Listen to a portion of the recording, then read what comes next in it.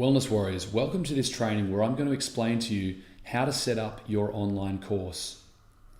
Now, this is following on from some training which I did showing you the prerequisites to having an online course. And those prerequisites are identifying very clearly who your audience is. Once you've done that, once you've identified who your audience is, once you've identified what is the problem and the promise that audience has and the promise that you're going to give them, then you're ready to start drafting out your course. And this can take a lot of different forms, but really today I want to show you the most simple way to set this up, because as we know, we can go out and try and do things in a really complicated way and it might look really impressive.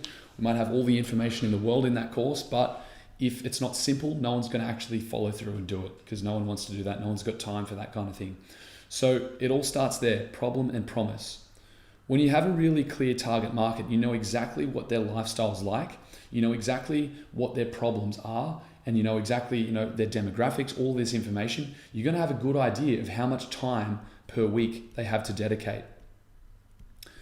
And this is going to enable you to structure your course around that time. So let's say they're busy mums and they work full time, and when they're not working, they're caring for their children or they're doing things around the home or some other thing. So how much time per day do they actually have to dedicate to this course? And this is relative to the size of the perceived problem. So this is relative to their pain or desire, right? Because if they don't have much time because they're always busy doing other stuff, but they've got a massive pain or a massive desire, then they're going to dedicate more time to doing this course. So you need to sit down and think, okay, if I'm looking at busy mums who usually they'd only have 1 hour per day because they've rammed up their schedules with all this activity, which a lot of it they don't really need to be doing, how much pain do they have? How much desire do they have to solve this problem quickly? And then you've got to do a bit of an estimate. Okay, well, this is such a big problem. Busy mums who work full time, who want to lose weight, they want to lose weight so bad that in my mind, and you'll have to do some interviews here, you have to talk to some people and get a bit of an idea, but really the best thing you can do is make a good estimate. In my mind, they'd be able to dedicate an hour and a half per day to this course. Let's say they can dedicate an hour and a half per weekday. So then you've got to think, all right, if that's the time that they've got available, 1.5 hours per day, which is seven and a half hours a week, you've got to think now, okay, so if they've got 7.5 hours per week, now what is the actual content in my course going to take in order for it to be delivered well? So your content, let's say you're going to help them with weight loss, right? This is just one example of the kind of courses you could create. People are always going to come from different niches and different issues that they want to solve. So you've got to look at your content. You've got to go, okay, what are the pillars or the modules that I need to cover in order to teach my clients the information they need? And this all comes back to having the minimum viable content, is what I call it. MVC. What is the minimum viable content that you need to share in order to get your message across? It's not about overwhelming people with every single thing you know. It's going, all right, what's going to be the most helpful? What is the most relevant? And I'm only going to put that in because that's all people need. Okay, so once you've sorted out your minimum viable content, you'll be able to draft some modules. So you might have, let's say you've got 6 modules. And some of those examples of modules might be, okay, if your niche is busy mums working full time who want to lose weight, then the first module might be mindset. The foundation of what they need to learn is all about valuing themselves, valuing their own bodies, making time to exercise, making time to eat properly. All of these things come from their mindset. The second module might be diet. So that's all about, okay, they need to learn how to prepare food. They need to learn about the different food groups. They need to learn how to balance these different food groups in order to have the healthiest diet possible. Going to be crazy here. Okay, let's get rid of that. Let's get rid of that.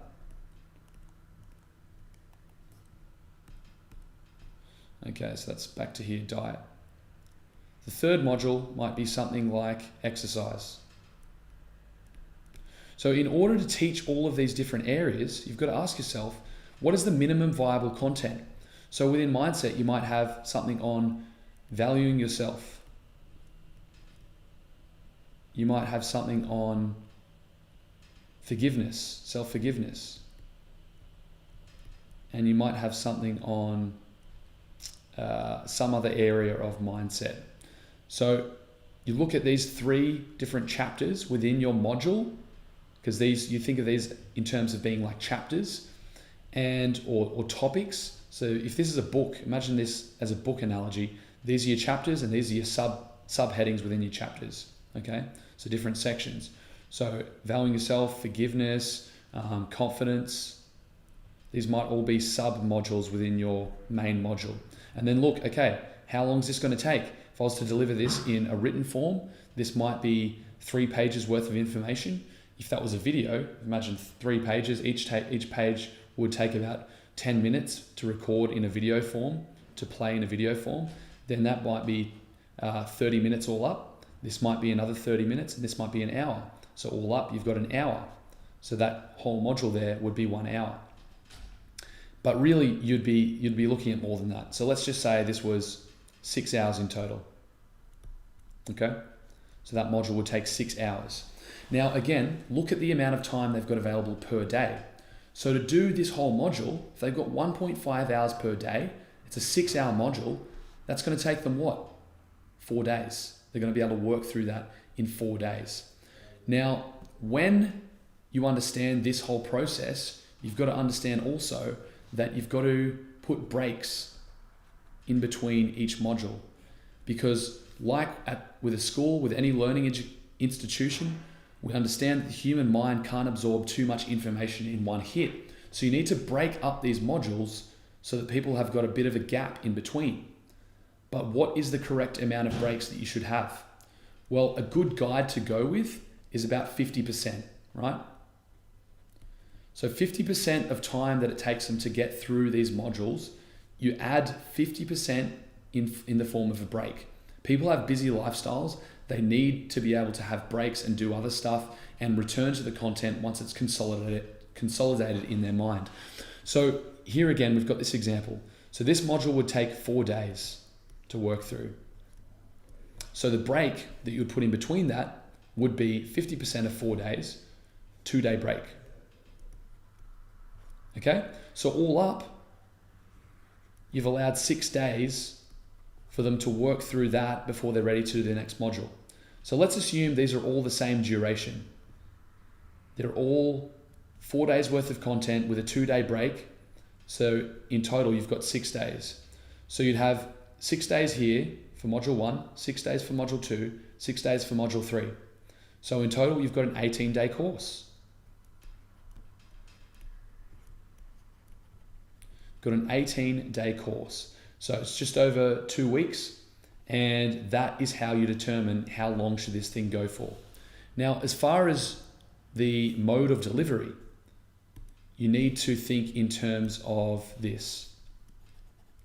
You need to think, what is going to be most effective for my clients to get the information that they need? So mode of delivery. Right now, it's common knowledge that a picture speaks 1,000 words. Even better than a static picture, static image is a moving picture. So video is really the most powerful medium that you can use to teach a course. And video is one of those things where you can jump on, you can create, you can turn a page of text into 10 minutes of video, and that same page of text which someone might have just read over and kind of got lost in, they're watching a video and they're going to remember it much better. It's going to stick with them much better. And everyone's got different learning methods. So really it's good to mix these, but video by and large is the most effective method to do this through. So make most of your content delivery through video. It's like with university, you've got tutorials and you've got lectures. So this would comprise the lecture aspect. Most of your content's delivered through the lecture, through the video that you create. Then you've got the tutorial. And this is where people do the exercise.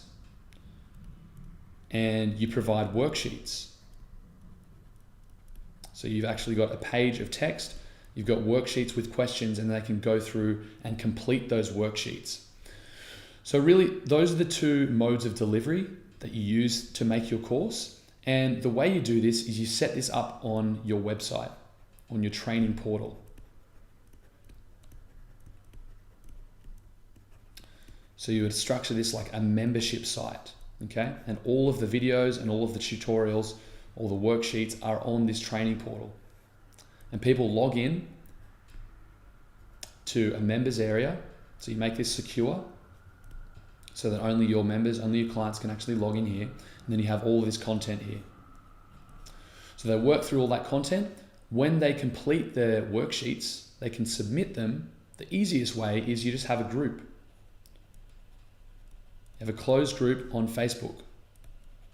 So they can submit their worksheets on Facebook. And you can see what everyone's done. You can see what everyone's up to. And it's just an easy place for you to go through and check how everyone's going with things. This is also where people can support each other. Support, where people have got a community, where your members can all be in this community. And really, this is going to carry a lot of momentum through your course. This is going to enable your members to go through it a lot easier because they feel like there's other people in the same position. They can ask questions. It's going to take the load off you if you've got this group here. So to set this up, this training portal, the easiest way to do it is just to get a WordPress site. Create a WordPress site. And once you've got that WordPress site up, you integrate it with what's called OptimizePress. Now this is software that you go online and you buy and you integrate it. You get a plugin for your WordPress site. And what this enables you to do is set up the secure login. OptimizePress is very good with membership sites, and it gives you this really nice, clean drag and drop function, which enables you to lay everything out beautifully and really simply without needing a coding background. So that's the software you would actually need to use to set all this up. This is how you would offer support. And lastly, you want to have a little bit of extra support. So again, you've got to determine what is the difficulty level of my course. Is it going to be really simple to go through? Like, is it stuff that most of my target audience is going to be able to understand easily without too much support? Or is it going to be a more hand-holding process? If your course is very in-depth, and let's say it goes for a long time, let's say it goes for 12 weeks, and there's a lot of technicality in there, like if you're working with people's bodies, so there's a lot of physiology, there's a lot of anatomy knowledge that people need to have, and they need to reference things and they need accountability. Or let's say your clients are the kind of people who need a lot of touch points and a lot of accountability. They might be younger people, they might be like people in their late teens. Then you've got to determine, okay, what's the exact amount of support that I need to offer? So the most direct form of support is either face-to-face or over the phone. And this is one-to-one. Again, not very leveraged for time. So not as desirable if you're wanting to leverage your time, but definitely very effective. It's highly effective at resolving problems quickly. And you can help people on the spot and you can help them with the particular problem they're facing. Then as you move down this scale, you've got chat. So you've got chat via Facebook or chat via something like Zendesk or some kind of system where they get a support ticket and you can answer them via chat. And a lot of software out there that we can use, that we have access to, uses this kind of support. They just give you a chat or they send you an email, or you can just log on and get support in that way. Then as you go down further, you've got things like the webinars, and this is more of a group one-to-many form of support. And you can do these once per week and answer questions live via a webinar. And then you've also got the actual group itself. So the group offers support. So on your Facebook group, you've got people in there answering each other's questions, and this is more like many-to-many, which is very leveraged, but not as effective at answering questions quickly. So again, determine what is the level of support that your clients are going to need. You have to think about this. You have to figure out, okay, are they going to need to talk to me once per week? Are they going to need to talk to me once a fortnight? Or are they going to be able to barely talk to me at all once this is all systemized, and they're just going to be able to learn everything they need, the bulk of the material, through the webinars, through the actual course itself? You need to sit down and think about all of these questions. So once you've determined all that, you'll be ready to launch your course. That's how you structure it. Those are the essentials that you need to have under your belt before you're ready to go and get things cracking. Hope you've enjoyed that training. Join me for some more training on actually marketing your course. I'll link to that in the description below.